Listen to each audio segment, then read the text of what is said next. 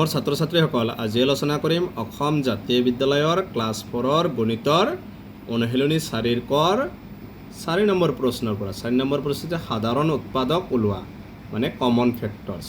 ক নম্বৰ হৈছে 27,30 এনেকৈ দিয়া আছে। গতিকে এইকেইটাৰ কি ওলাব লাগে? সাধাৰণ উৎপাদক ওলাব লাগে। প্ৰথম দুটা সংখ্যা দিয়া আছে 27 আৰু 30। গতিকে প্ৰথমে 27 আৰু 30ৰ উৎপাদক ওলাই ল'বা। 27ৰ উৎপাদককেইটা কি হ'ব? চাবা, 1 পূৰণ 27। তাৰপিছত কি হ'ব? 3 পূৰণ 9, 3 9 গুণ 27। আৰু কিবা সংখ্যা পূৰণ কৰিলে 27 পাবা নেকি? নাপাবা। আৰু কি আছে আমাৰ? ইফালে আছে 30, মানে 1 পূৰণ 30। তাৰপিছত 2 পূৰণ কি হ'ব? 15, 3 10 গুণ 30, আৰু হ'ব 5 6 গুণ 30। এইকেইটা হৈছে 30ৰ উৎপাদক। এতিয়া আমাক ওলাব লাগে কমন ফেক্টৰ্ছ, মানে সাধাৰণ উৎপাদক। এতেকে 27 আৰু 30ৰ আমি সাধাৰণ উৎপাদক ওলাম।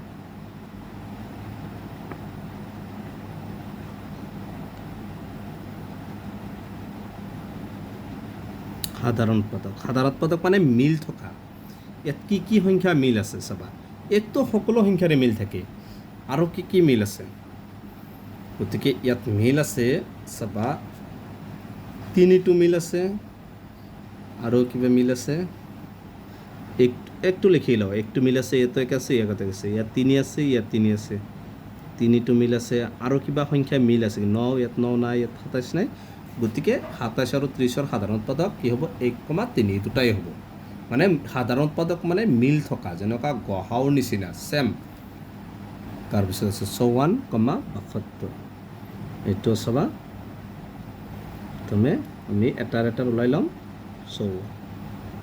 এতিয়া চাবা, 1 পূৰণ 54। তাৰপিছত 2 দি যাব, 2 পূৰণ 27। এনেকৈ তোমালোকে ছাইডত ওলাই ল'ব পাৰিবা যদি টান হয়। 2 দি 2 2 গুণ 4, 2 7 গুণ 14, 3 9 গুণ 27, 3 3 গুণ 9। মানে এনেকৈও ওলাই ল'ব পাৰিবা। তাৰমানে ইয়াত চাবা 2 27 গুণ 4, তাৰপিছত 3 চাবা 3 3 গুণ 3 গুণ 3, বা 9 4 গুণ 54। তাৰপিছত আৰু কি সংখ্যা পূৰণ কৰে? 54 পাবা। এইটো চাবা, আৰু এইটো 72টো চাবা, 1 পূৰণ 72, 2 পূৰণ 36, তাৰপিছত হ'ব 8 পূৰণ 9, তাৰপিছত হ'ব 14 পূৰণ 3 3 4 গুণ 12, 1 52। চাবা, এইটো 9 6 গুণ হ'ব। তাৰপিছত 8 9 গুণ 72, তাৰপিছত তোমাৰ হ'ব আৰু 14 নহয়, 18 4 গুণ কি হ'ব? 18 4 গুণ 72। তাৰপিছত ইয়াতো হ'ব 18 3 গুণ 3 গুণ 18 3 গুণ 54। গতিকে এইবিলাক হৈছে 54 আৰু 72ৰ উৎপাদক। এতিয়া আমি সাধাৰণ উৎপাদক ওলাম। এনেকৈ ওলাই থাকিব, তোমালোকে চাবা 72ৰ সাধাৰণ উৎপাদক।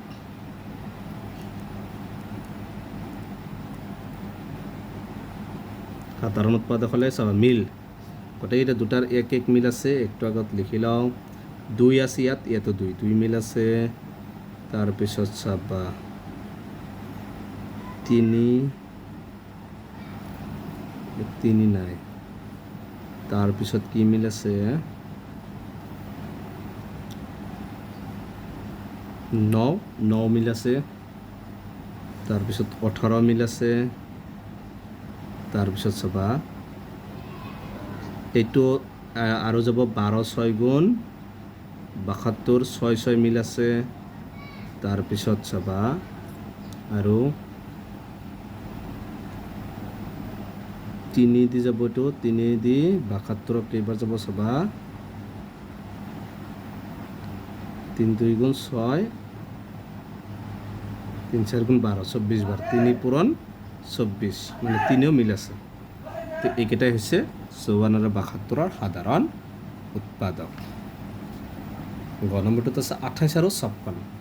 এতিয়া চাবা 28টো 1 পূৰণ 28, 2 দি যাব 2 পূৰণ 14, 3 দি জনা যায় যিহেতু যুগ্ম সংখ্যা, 4 দি যাব 4 পূৰণ 7 আৰু যাব 14 পূৰণ 2 গৈছে, এইটো কৰি লওঁ 56, 1 পূৰণ 56, 2 পূৰণ 28, তাৰপিছত 3 দি 3 গুণ 3 নাযায়, তাৰপিছত যাব, তাৰপিছত হ'ব 4 পূৰণ 14, তাৰপিছত হ'ব 7 পূৰণ 8, 7 8 গুণ 56। গতিকে এইকেইটাই হ'ব লাগে। যদি আৰু ওলাই চাবা, গতিকে 28 আৰু 56-ৰ সাধাৰণ উৎপাদক।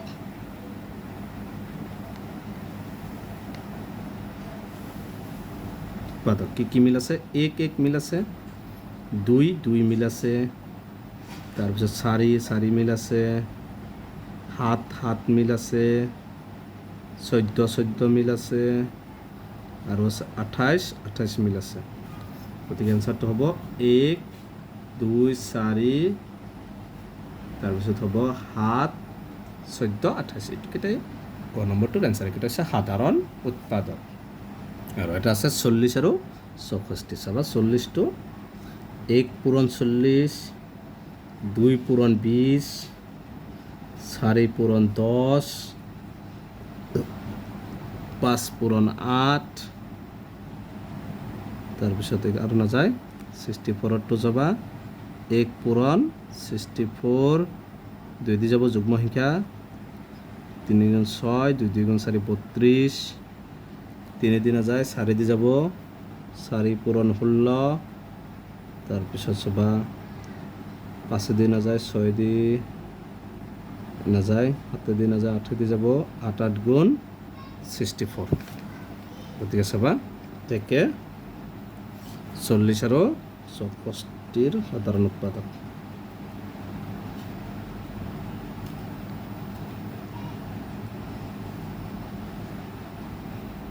কি মিল আছে? 1 মিল আছে, 1টোতো দুটাৰে মিল আছে, 2 আছে দুটাত, 3 নাই, 4 4 মিল আছে, তাৰপিছত চাবা 8 8 মিল আছে, আৰু কিবা মিল আছে না? চোৱা আৰুতো কিবা মিল নাই। গতিকে এইকেইটাই হৈছে সাধাৰণতে 1 2 4 আৰু 8। এইটো হৈছে খ নম্বৰটোৰ এনচাৰ।